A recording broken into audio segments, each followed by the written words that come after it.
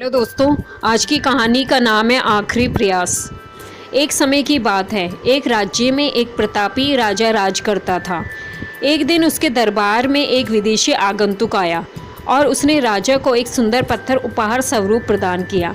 राजा वह पत्थर देख बहुत प्रसन्न हुआ। उसने उस पत्थर से भगवान विष्णु की प्रतिमा का निर्माण कर उसे राज्य के मंदिर में स्थापित करने का निर्णय लिया और प्रतिमा निर्माण का कार्य राज्य के महामंत्री को सौंप दिया।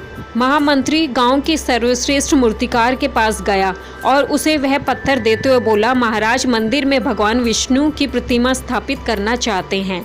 7 दिवस के भीतर इस पत्थर से भगवान विष्णु की प्रतिमा तैयार कर राजमहल पहुंचा देना। इसके लिए तुम्हें 50 स्वर्ण मुद्राएं दी जाएंगी। 50 स्वर्ण मुद्राओं की बात सुनकर मूर्तिकार खुश हो गया और महामंत्री के जाने के उपरांत प्रतिमा का निर्माण कार्य प्रारंभ करने के उद्देश्य से अपने औजार निकाल लिए। अपने औजारों में से उसने एक हथौड़ा लिया और पत्थर तोड़ने के लिए उस पर हथौड़े से वार करने लगा, किंतु पत्थर जस का तस रहा। मूर्तिकार ने हथौड़े के कई वार पत्थर पर किए, किंतु पत्थर नहीं टूटा। 50 बार प्रयास करने के उपरांत मूर्तिकार ने अंतिम बार प्रयास करने के उद्देश्य से हथौड़ा उठाया, किंतु यह सोचकर हथौड़े पर प्रहार करने के पूर्व ही उसने हाथ खींच लिया कि जब 50 बार वार करने से पत्थर नहीं टूटा तो अब क्या टूटेगा।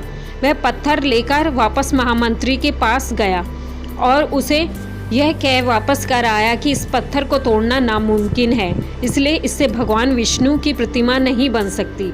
महामंत्री को राजा का आदेश हर स्थिति में पूर्ण करना था, इसलिए उसने भगवान विष्णु की प्रतिमा निर्मित करने का कार्य गांव के एक साधारण से मूर्तिकार को सौंप दिया। पत्थर लेकर मूर्तिकार ने महामंत्री के सामने ही उस पर हथौड़े से प्रहार किया और वह पत्थर एक बार में ही टूट गया। पत्थर टूटने के बाद मूर्तिकार प्रतिमा बनाने में जुट गया। इधर महामंत्री सोचने लगा कि काश पहले मूर्तिकार ने एक अंतिम प्रयास और किया होता तो सफल हो गया होता और 50 स्वर्ण मुद्राओं का हकदार बनता। दोस्तों, इस कहानी से हमें यही सीख मिलती है कि हम भी अपने जीवन में ऐसी परिस्थितियों से दो चार होते रहते हैं।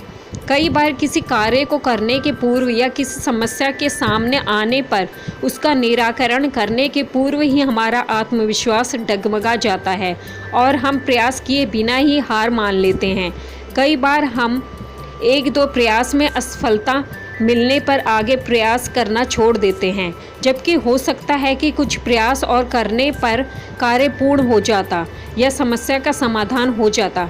यदि जीवन में सफलता प्राप्त करनी है तो बार बार असफल होने पर भी तब तक प्रयास करना नहीं छोड़ना चाहिए जब तक सफलता नहीं मिल जाती। क्या पता जिस प्रयास को करने के पूर्व हम हाथ खींच ले वही हमारा अंतिम प्रयास हो और उसमें हमें कामयाबी प्राप्त हो जाए।